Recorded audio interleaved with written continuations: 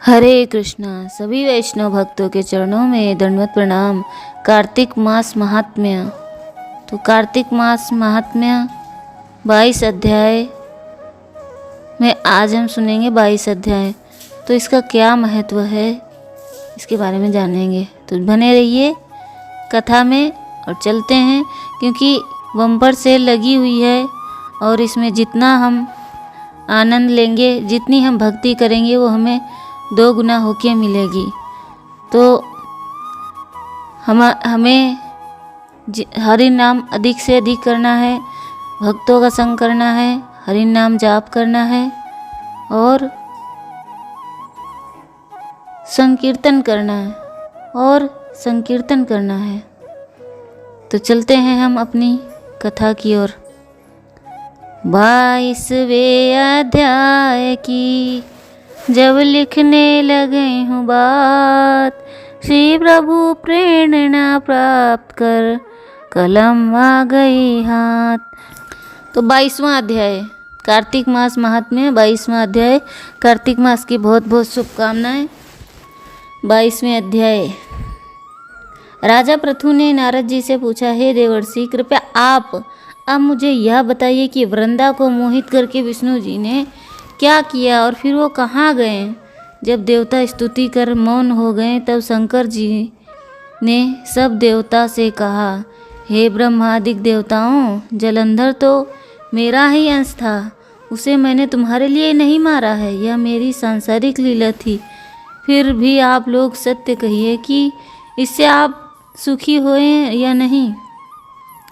तब ब्रह्मादिक देवताओं के नेत्र हर्ष से खिल गए और उन्होंने शिव जी को प्रणाम कर विष्णु जी का वह सब वृत्तांत कह सुनाया जो उन्होंने बड़े प्रयत्न से वृंदा को मोहित किया था, तथा वह अग्नि में प्रवेश कर परम गति को प्राप्त हुई। देवताओं ने यह भी कहा कि तभी से वृंदा की सुंदरता पर मोहित हुए विष्णु उनकी चिता की राख लपेट इधर उधर घूमते हैं। अतएव आप उन्हें समझाइए, क्योंकि यह सारा चराचर आपके अधीन है। देवताओं से यह सारा वृत्तांत सुना शंकर जी ने उन्हें अपनी माया समझाई और कहा, उसी से मोहित विष्णु भी काम के वश में हो गए। परंतु महादेवी उमा त्रिदेवी देवों की जननी और उससे परे वह मूल प्रकृति परम मनोहर और वही गिरिजा की भी कहलाती हैं।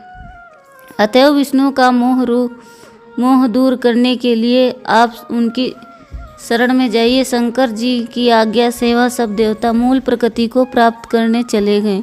उनके स्थान पर पहुंचकर उनकी बड़ी स्तुति की। तब यह आकाशवाणी हुई कि देवताओं में 3 प्रकार से तीनों गुणों से पृथक होकर स्थित सत्य गुण और गौरा रजोगुण से लक्ष्मी और तमोगुण से ज्योति रूप में हूँ। अतएव आप लोग मेरी रक्षा के लिए उन्हें देवियों के पास जाओ, तो वे तुम्हारे मनोरथों को पूर्ण कर देंगी। यह सुनकर देवता भगवती के वाक्यों का आदर करते हुए गौरी, लक्ष्मी और सरस्वती को प्रणाम करने लगे। सब देवता ने खुश होकर निवेदन किया। तब उन देवियों ने उन कुछ बीज देकर कहा, इसे ले जाकर बो दो, मैं तुम्हारे सब कार्य सिद्ध हो जाएंगे। ब्रह्मादिक उन बीजों को लेकर विष्णु जी के पास गए। वृंदा की चिता भूमि में डाल दिया। इससे धरती, मालती और तुलसी प्रकट हुई। उससे धात्री, मालती और तुलसी प्रकट हुई। विधात्री के बीज से धात्री, लक्ष्मी के बीज से मालती और गौरी के बीज से तुलसी प्रकट हुई। विष्णु जी ने ज्यों ही उस स्त्री रूप वाली वनस्पतियों को देखा, वे उठ बैठे। कामासक्त चित्त से मोहित हो उनसे याचना करने लगे। धात्री और तुलसी ने उनसे प्रीति की। विष्णु जी सारा दुख भूल देवताओं के नमस्कृत को अपने लोक वैकुंठ में चले गए। वह पहले ही की तरह सुखी होकर शंकर जी का स्मरण करने लगे। यह आख्यात शिव जी की भक्ति देने वाला है। तो हरे कृष्णा।